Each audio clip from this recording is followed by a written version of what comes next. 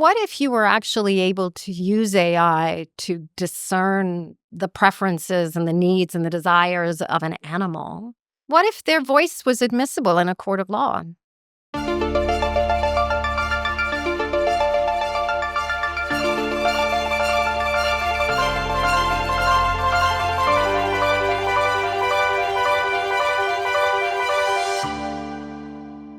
You're listening to the Futures Podcast, live from the Dubai Future Forum at the Museum of the Future, a location where imagining new possibilities can occur through conversation. On this show, we meet the scientists, technologists, artists, and philosophers working to imagine the sorts of developments that might dramatically alter what it means to be human. Some of their predictions will be preferable, others might seem impossible, but none of them are inevitable. My name is Luke Robert Mason, and I'm your host for this session. For all of the potential uses for artificial intelligence, the possibility that we could use it to speak with our animal companions is one of the most awe-inspiring. In his 1974 essay, What Is It Like for a Bat to Be a Bat?, philosopher Thomas Nagel argued that humans could only imagine what it would be like to embody a bat. He claimed that it would be impossible to fully understand them on a conscious level. But artificial intelligence may soon change that. Today, we're joined by Jane Lawton, one of the leading experts who's working with a team at the Interspecies project towards cutting-edge technologies to communicate with our non-human animal counterparts and companions. So, Jane, welcome to the podcast lounge. And I guess my first question is, what and why? I mean, what inspired the Earth Species Project to decide that the project they want to do is use artificial intelligence to decode non-human and animal communication and behavior? Yeah, I mean, good question. We're founded by a couple of people who come from backgrounds in the technology sector. Early at Twitter, working with Mozilla Foundation. And I think they were people who were, first of all, beginning to be a little disillusioned with what technology was bringing to us and how it was helping to advance things for humanity, deeply interested in nature. And I think they were very inspired by, artificial intelligence has been around for a long time.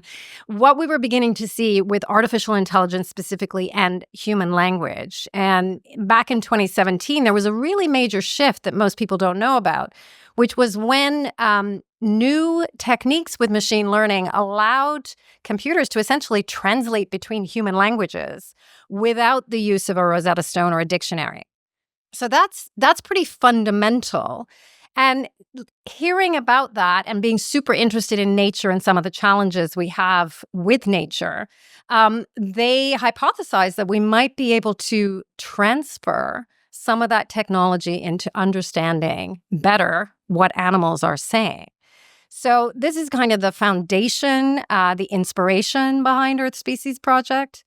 And it's also really been moved on by the fact that we now have ChatGPT, right? Everyone is reckoning with AI. Everyone is beginning to understand the possibilities of it. We have new models that are allowing us to translate across modalities. So if you think about Midjourney and DALL-E, being able to prompt the model with a line of text and get a beautiful image out. Those are things that are super useful when thinking about animal communication and the fact that animals communicate in a bunch of different modalities and not just vocalizations. So all of that paired with new techniques of deploying sensors on animals. So these new sophisticated sensors capture, many of them, not just vocalizations, but also movement, often environmental context. And so what we're starting to get is a really rich picture of what's going on with animals, a lot of data that needs to be analyzed, new machine learning techniques that allow us to analyze that data.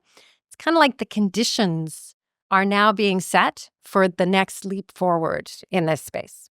Well, the question I have then is, in what way do animals have language? You mentioned there this word multimodal. So there's multimodal ways in which animals communicate. So does nature only communicate through sound, or are there other things as well? Do animals have different accents? Do animals have different languages depending on where they are based in the world?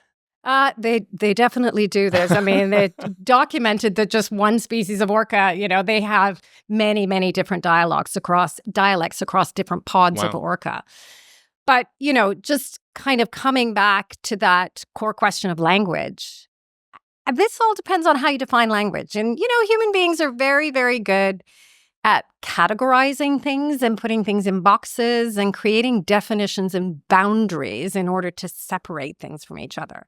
So, the very scientific definition of language, I think most scientists would say that animals do not possess that. That is uniquely human.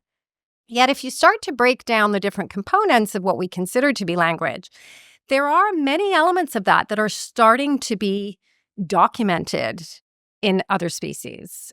So complex ways of referring to other things. Vervet monkeys, as an example, since 2014, we've known that they have, not just an alarm call to say to each other, hey, there's a predator around, but they have different alarm calls for an eagle. Predator above. They have a different alarm call for a snake, predator below. Which makes perfect sense because they're going to have to respond differently in those situations. We know that many, many different animal species actually have names for each other. Dolphins have signature whistles that encode the identity of the person that they're speaking to. Recent research on elephants shows that they have distinct names for each other. Parrots have been demonstrated to have distinct names that they actually learn from their parents. And then really recent research done by Adriano Lamera at University of Warwick on orangutans demonstrates that they can speak about events in the past, about something not present. So, technically, given our human definition of language, animals don't possess all of those traits. Yet we are starting to see many of the hallmarks emerge.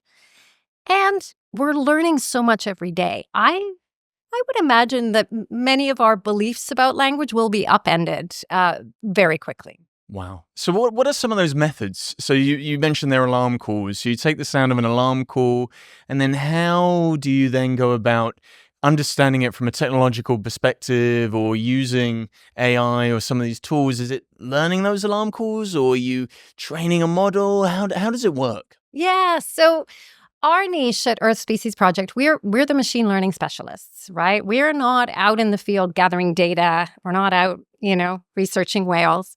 We work really closely with partners who are experts in the communication of those species and who've been studying them for a really long time. And what we are really focusing on right now is essentially building a large language model, a GPT for nature, if you will, that essentially is trained on large amounts of data, can solve for many different tasks that biologists typically need to solve in order to understand communication, and are generalizable across species. Right. So there are some organizations that are studying one specific species, and they are building machine learning models in order to understand that species. We're actually interested in building a generalizable model that, in essence, build the entire field of AI and animal communication. And we just released a new model, actually, which is doing this. It's early, but it's doing this very well. And what's fascinating, it's trained on large amounts of data, including animal data, but also human speech and music. And what it's showing in these early stages is that it can do the basic tasks of detecting vocalizations in recordings, identifying what species that vocalization comes from, and then going further to classify those vocalizations into, is it an alarm call, for example? Is it an affiliation call, like an I'm greeting you call? All these different types of calls that have been already identified by biologists and ethologists. And it is also astonishingly able to learn enough to be able to identify species in a recording that it has never been exposed to before. It hasn't been trained on data from that species. So this is where you see the learning coming in. And similar to what we're seeing in human language, we don't always know why the model is performing as it is, which is both scary and exciting, I guess. In that case, how do you validate the accuracy of the AI? How do you know that it's interpreting those signals correctly? I mean, a science fiction author would take this idea and maybe suggest that the AI could be tricking the humans and using the animal and expressing its agency, the AI's agency, rather than the animal's agency. Is there a way to validate animal communication, or is this one of the grand challenges you're still yet to overcome? It is a challenge. It's an ongoing challenge because, of course, as human beings, we don't speak whale or crow. And yes, we do, if you've seen Finding Nemo. Yeah. So we don't know. We don't always know how well they're doing. But one of the things that we've done as an organization, the very first things we did was establish benchmark data sets. So, that's been needed for the progress of AI in the human domain as well, but really important in animal communication. So data sets that are annotated. And then you can basically, once you develop a model, you can test it against the benchmark to understand how well it is doing or performing.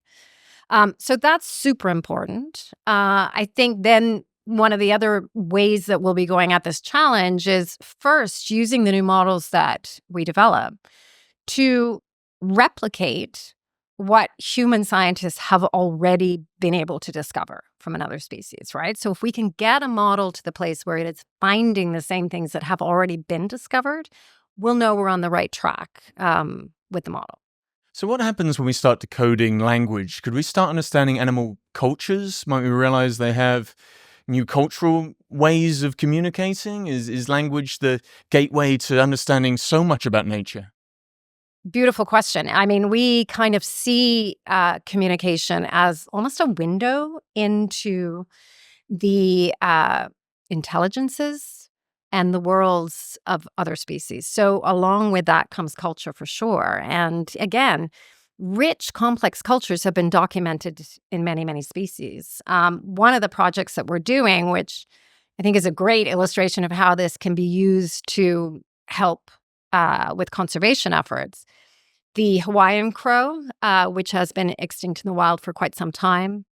There are 2 different populations being kept in captivity in Hawaii, and they're interested in reintroducing the crows at some point in the future. But one of the things that they're concerned about, because they're such a vocal species, they use vocalizations and other forms of communication to do a lot of things together. They often work together.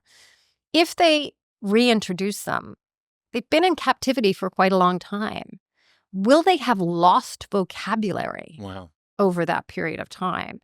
And is that vocabulary important for them to survive in the wild? So, the project currently is documenting the different forms of communication that they have, their vocal repertoire, and comparing it to the vocal repertoire. We have some recordings from crows in the wild and seeing if there are differences between them. So you mentioned there how it's going to help conservation efforts, but will it contribute to philosophical debates, perhaps about animal consciousness or even animal rights? I really hope it will, actually. I think the thing that I feel most passionate about with this work is it does a great job of demonstrating for human beings how limited we are in our own perception and understanding. So, just even the fact that we now know that plants both emit sounds and can hear to a certain degree. Amazing research that's been done by scientists in Tel Aviv. They did research on tomato plants and tobacco plants. And when they are distressed, when they're in need of water and dehydrated, they actually emit sounds at a level that humans can't hear. But it can be captured, it can be sped up, it can be put into a frequency we can engage with. And it just goes to show how much is happening in the world around us that we are completely unaware of. So if we're able to demonstrate these limitations in human beings, I think that this will give rise to a greater sense of humility an acknowledgement that we are not necessarily the superior beings on the planet, that this whole myth of human exceptionalism is something that we have created. And that in and of itself, I think, opens doors in people's minds to new ways of engaging with nature and connecting with it. But I also think it can be used in almost more directly. So if you think about the burgeoning rights for nature movement as an example, right now we're trying to figure out, how to accord rights to ecosystems, to rivers, in order to protect them better. But what if you were actually able to use AI to discern the preferences and the needs and the desires of an animal, and you were in a situation where you were debating human-wildlife conflict and whether or not bears should be exterminated or culled from a particular area because they were coming into conflict with humans? What if their voice was admissible in a court of law? And maybe AI in the future will be able to help us to do that. Maybe we'll be able to actually bring the voice of other species into some of our decision-making processes. Imagine 30 years in the future, is there a Council of the Whales that happens when the UN is debating the future of the oceans? I don't know, but I think it opens up a lot of possibilities. Wow, I didn't know that plants could hear. Yeah. So, the hearing part, the experiments that have been done, one of them is on evening primrose flowers. Wow. And they basically played a whole series of sounds to the plants and registered their responses. And there was very little response until they played them the sound of an approaching pollinator. And once they heard the sound of the pollinator, they almost immediately began producing more and sweeter nectar in response to that sound. Wow. So that definitely indicates that there is some response happening in they were plants. Leaves dropping. That's what they were doing. They were leaves dropping. Exactly. So dolphins, monkeys, domestic pets. Which animal do you think we're going to understand first? Do you think there's one animal species that's got a language that we might finally be able to talk to? Yeah, that's a really interesting question. I'm not sure we know yet. The approach we're taking, as I said, is kind of species agnostic. We're trying to build the tools that will help advance this across the animal domain, across the tree of life, in essence. And I think one of the things that's important is that this is not about novelty, right? So pretty much everybody, when I mention the work that we do, says, oh my God, I'm going to be able to talk to my dog or my cat, which is great. I'm sure everybody wants to do that. But if we're really thinking about this work as something transformative, shifting human mindsets, then talking to your dog or your cat is probably not going to do that for you because we already put dogs and cats in a totally separate category from all other animals, right? We separate them out. They're special. We treat them differently. So if we want to be transformative, I think we're going to be focusing as we move forward on a suite of species that, one, is it going to be feasible to do decoding, which means is there enough data available? Are they a social species? Because species that are not social, there's going to be less species communication within the species for us to decode. And do they occupy in some way, shape, or form a world that we might be able to connect to or understand? But simultaneously, I feel it's going to be really important for us to work with species where there might be a surprise element for humans. So if you think about the documentary film My Octopus Teacher, I don't know if you've seen that. Yeah. But I know I watched it and thought, oh my God, I had no idea that there was this depth of complexity and almost emotion present in these creatures that are so alien to us. And I think it's that surprise factor that often makes people change their minds. So we'll be looking for those particular areas. And right now we're doing a lot of work on crows, the Hawaiian crow, but also there's a really interesting group of carrion crows in the north of Spain, which are cooperative breeders. And so they actually bring their young up together in kind of creche-like environments. And so we're doing a lot of work there on how do you pair their movements to their vocalization? So you raised the whole multimodal thing before. That's interesting work we're doing there. And birds, I think, will definitely be on the list. So if we could do what you're hoping at the Earth Species Project, and we can uplift animals using AI so we can understand them and they can talk back to us and we can talk to them, do you think they'll listen to us?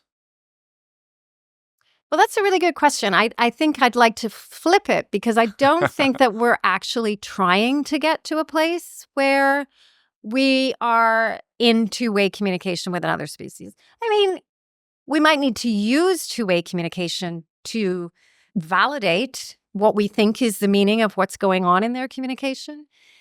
But whether we actually want to get to a point where we're actually having this back and forth Dr. Dolittle type moment with another species is questionable. Whether they even want to do that with us is a huge question. So I think this is really more about listening.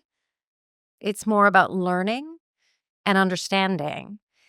And at some point in this process, we may get into some more profound communication, but I think that's up for grabs. All right, don't spoil my dream that one day in the future I can interview animals on my podcast. So on that note, I just want to thank you for joining us for the Futures Podcast live from the Dubai Future Forum. If you like what you've heard, you can find out more by visiting futurespodcast.net. Thank you, Jane. It was a fascinating conversation, and I really appreciate you joining us at the Dubai Future Forum on the podcast stage. Thanks, Luke.